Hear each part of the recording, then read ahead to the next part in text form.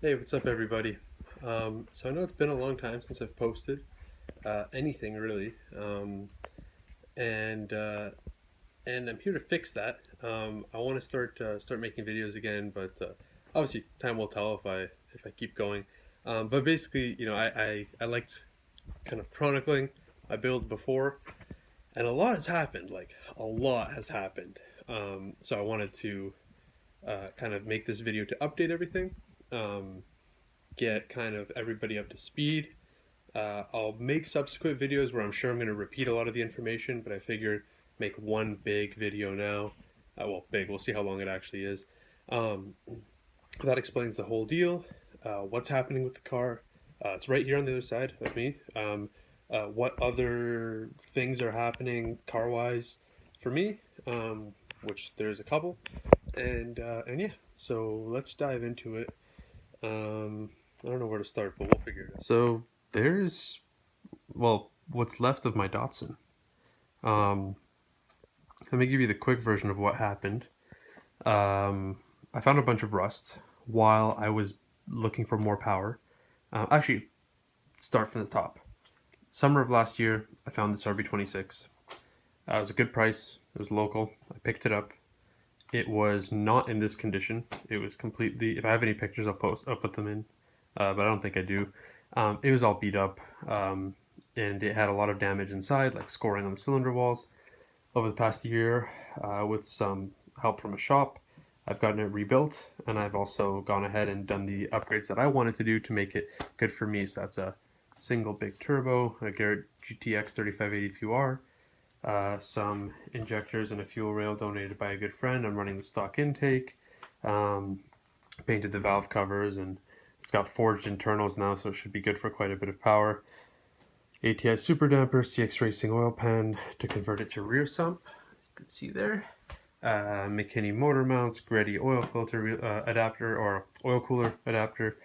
Um, and there'll be more on this, but that's the engine I'll be running. But anyways, so while I had it apart and figured I'd go ahead and fix all the rust. Let me see. Unfortunately, it's got quite the mess in the garage right now. As you can see, those floors are all brand new. Um, I'm not perfect at this, but I think I've done a decent job. You see the one piece of light going through right there. It's one little hole I've got to plug still. But yeah, this is the white stuff is just melted paint, but all of it and that black stuff is paint that came from the other side. It was that undercoating that I put on there. At any rate, you can see the idea here. A bunch of repairs done. Need to finish all of this up, but we're getting close. We're not that far off from being done. The repair part, then it's a matter of making it pretty, painting the bay, blah blah blah. I'll keep you guys updated for all that. Been mocking up. This was a GTR R32 GTR intercooler donated to me by a good friend, so I'm just deciding whether I'm putting the inlet and outlet there and blocking this off here, cutting it there, figuring that out. I don't know exactly how I want to do it. I would like to run my intercooler piping through this big hole and not have to cut this open, which I would if I went with that because of how not lined up it is, but again, different videos for all of that stuff coming hopefully soon. Should be soon. Dashboard looks kind of weird, I know. There was a crack here. This is my first attempt and I fixed it up. It's dusty, so it looks really like smooth, but you can tell a little bit. This is kind of how it turns out now with a bit more paint on it, or a bit more, I'm using bed liner to give it the texture. I know there's runs, I'm going to sand it all back out. This was just a test application. But it turned out pretty good. This crack had really deep, really wide cracks, and it turned out all right. Only with about $50 in material, using a Dremel to grind out the cracks, expanding foam to fill in the bulk of it, and then plastic bumper filler, because this is actually flexible, so it'll flex with the dash to do the top coat and finish it. So this is just about done all here. Just have to finish up the last low spots here. Fortunately I ran out of material, so I've got to get one more pack of it just to finish up that right there. But it's not bad. It's like 10-15 Canadian dollars. What else have I got here? This big toolbox has not been sitting here this whole time. This is going to go in the front of my trailer, which I have a car trailer sitting out there, which I'll show another day because it's too dark right now. The car trailer is going to be to pick up a Datsun 620 pickup truck. So that'll be, you know, updated with all that content and stuff. What else? It was flared because there was a bit of rust in the rear arches, so I flared it. But there's not really a whole lot of video or footage of that because I did it at the end of the summer before I put it away. This car's been down for, as you can tell, about a year now. Excuse me, but it should be back together soon. So a couple of other upgrades that I don't know if I featured on this channel before, or that I'm in the middle of doing, but they're not really like, there's not much to film. Electronic door locks, electronic windows, just to make the car a little bit nicer every day. I haven't done those yet, but they're in the works. Like, I have the parts, and that's part of the plan for this round of upgrades until I get it back together. As you saw, the dash is being restored again. I had it out. I couldn't really say no. While I'm doing the rewire, I've pulled out all the wiring from the front half of the car. Excuse me, sorry, feeling under the weather. I'm gonna go ahead and tuck the wiring a little bit. I'll see if I can make a video on that, kind of explaining how I did that. But I don't know if it'll apply to a lot of people because I am redoing it with a, you know, custom fuse board and stuff like that. So it's not gonna be really plug and play for most, but I don't know, maybe you guys will have some use out of it. I don't know, what else do I have here? I mean, it feels like a lot, but when I say it, it's not that much. Oh, not done yet, still in the works, kind of a messy process. I wish I had gone with a different setup, but Cadillac ATS Brembo 4-piston front brakes to stop this potentially 800 plus horsepower RB. And I think I've already featured on the rear, but I have the Modern Motorsports Extreme rear brake conversions. That's a 13-inch rotor with a Camaro caliper. Just big single piston. Gets the job done. So yeah, so interior should be looking pretty fresh. Engine bay should be looking really fresh with the wire tuck. I don't know if it'll be fully tucked because I want it to still be functional, but somewhere around there. I am still planning to run AC, so there will hopefully be a video on running RB plus Z AC, but that's down the line. That'll probably be another year or so from now. I wanted to get it running before I worry about that. But as you can see here, I've actually gone ahead and put the AC compressor on the engine so that as I'm doing all my piping and everything, it's based off of that. Excuse the mess. I would say it's not usually like this, but it is always like this. It's just so much going on, and I'm just a messy guy. Couple other things that are happening. That is the R200 going in. That's out of a Z31 200 ZR, so it's a JDM. We got the 300ZX here, the Generation 1. That's the JDM version with came with an RB20. It's a 4.4 clutch type, or 4.375 clutch type limited slip with the Techno toy tuning, mustache bar, and mount kit. So that'll be really cool. That's going to happen at some point. Got to get it looked over and got to get the stub axles installed.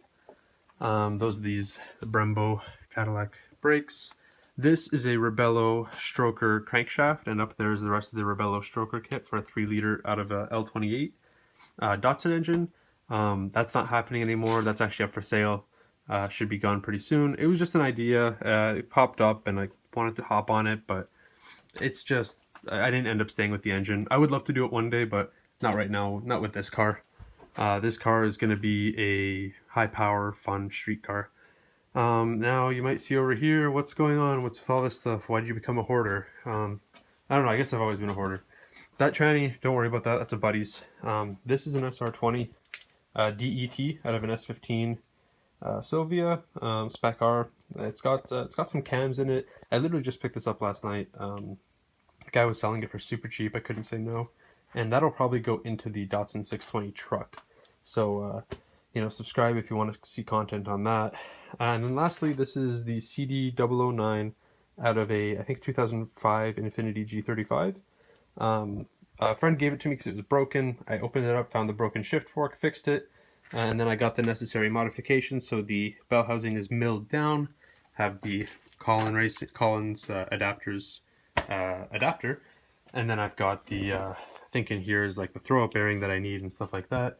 Yeah, sorry, hopefully it's not getting all too shaky. Yeah, so that'll be the trans that I'm running. Should be really cool, really nice pairing with the RB, really strong 6-speed that shifts nicely. And I've got the clutch to support that as well, which I put away somewhere, but you guys will see that. So where does that leave the project? What are the next steps right now with this project? Well, next steps are to get it running, right? I want to finish up the rest of the welding I have to do. So almost all the actual fabrication is done. There's, new panels pretty much everywhere. I just need to actually, I've welded a lot of them in from, for example, the floors. I welded them from the inside of the cab. I have to get down underneath now, weld them from the outside as well. They'll probably be plenty strong the way I've done it now, but why not do it all the way while I'm at it? So that's got to happen. That's like the immediate step. After that, I should have the dash done around the time I finish that, because you can't be welding all the time. You get sick of it, so you step over and work on the dash. Should have the dash done by the time I'm done that rest of that welding. I can throw the dash into the car. Once the dash is in the car, I can throw in the doors. I'm not really too concerned about being able to finish the wiring with the dash in. There's plenty of space underneath it. And it'll just clear up a bunch of space in the garage, not having this huge dash here, and motivate me seeing the car kind of looking more like a car again. Besides getting the dash in, the next steps after that would be to finish up the shave of the engine bay. So welding up unnecessary holes, cleaning it all up, sandblasting it to get all the old undercoat and stuff off of it, and then throwing down some primer. Once the primer's down, at that point, seat brackets, throw in some seats, but most importantly, throw in the engine with the trans, start getting the wiring done, get it to be kind of like a roller. It won't have brakes like the Master or anything, won't be hooked up, but it will have a engine and trans in the car, so I can figure out my fuel lines, I can figure out all my wiring, get everything sorted, and ideally, that would happen before the snow falls, so I can clean up some space in the garage before then, and then while the snow's on the ground and everything, I can just take all winter to take my time, get the engine to start up and run and idle and everything. It's a fresh build, so I'm going to have to break it in properly, so can't do too much on this initial kind of test fit, but I can get all the little things sorted out, get the car complete, then finally, sometime probably March, April, pull the engine and trans back out, paint the bay fully, finish the hydraulics, so clutch, brakes. I have to make a couple of custom brake lines because of my front brake setup, get rotors, because that's the hard part, is finding rotors that'll fit, so I'll have to go custom for that, and yeah. So that's the current state of affairs. I know this video's probably run on for like 10 minutes by now. I hope it's not too long for you guys. There'll be a lot of content for this. I hope I actually film it and do it, but I think I will. Yeah, and then after that, once the car's running and I start driving it around, start looking into getting a respray, getting my wheel and tire fitment kind of exactly the way I want. It was really extreme last year when I did the wide body, or the flares. Like, the flares are super wide and the wheel's still poked, and it looks good. A lot of people gave me a lot of compliments on it, but it rubbed a lot, and I really just want to be able to drive this car every day, rain or shine. I want to have good weather seals. I want to have, working wipers, all those little things, because I really want to be able to just start this car up and take it to school, take it to work, whatever I need to do. So yeah, so that's about it for that. I hope to see you guys soon. Hope to see you guys around on the channel. And yeah, I'll should be out with a new video maybe tomorrow. I'll explain the whole trip with the 620. How about that? Yeah, tomorrow I'll give you a rundown of what's happening picking up that truck in Winnipeg. Yeah. One little extra note, I'm just really happy with how this turned out here. So if you notice on the far side there is, let's see if I can zoom, yeah, 5 holes. There's that middle hole, because originally, let me walk over, that's way too shaky. Originally, you had the stock struts coming through 1, 2, and 3, these holes. There's a little triangle setup. But with my BC Racing coilovers, I run the 4 bolt plates. So that meant that I had this ugly hole sitting there. I found a way to weld it shut really nicely. And like this dimple here, that's one of these guys. It's just the factory spot weld, so don't worry about that. The here just turned out super good. I'm so proud of it. So I just gotta clean up here. It's like a little low spot there, but otherwise clean it. And what I'll probably do is I'll probably go ahead and follow this line. So I'll take the carbide burr and I'll clean out that whole section so that I can access the camber plate on the inside better. Just wanted to add that little thing.